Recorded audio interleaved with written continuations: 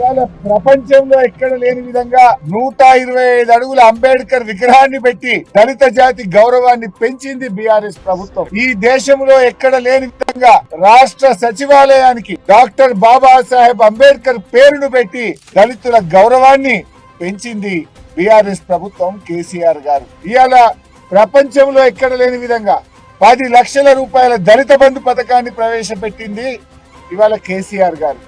Congress party ఇవాళ దళితుల గురించి మాట్లాడుతుంది. దళితులను అవమానపరిచినటువంటి చరిత్ర ఇవాళ కాంగ్రెస్ పార్టీ. ఇవాళ కాంగ్రెస్ పార్టీ దళిత్ కార్డును అడ్డం పెట్టుకొని రాజకీయం చేయాలని, ప్రతిపక్షం గొంతు నొక్కాలని ప్రయత్నం చేస్తా ఉన్నారు. డాక్టర్ బాబాసాహెబ్ అంబేద్కర్ గారిని ఓడించినటువంటి చరిత్ర కాంగ్రెస్ పార్టీది. బాబు జగజీవన్ రామ్ గారిని అవమానిస్తే కాంగ్రెస్ పార్టీకి రాజీనామా చేసి ఆయన కొత్త పార్టీ పెట్టుకున్నటువంటిది కూడా ఈ దేశ ప్రజలందరికీ తెలుసు. ద్రౌపది ముర్ము గారిని అవమానించిన చరిత్ర కూడా కాంగ్రెస్ పార్టీదే.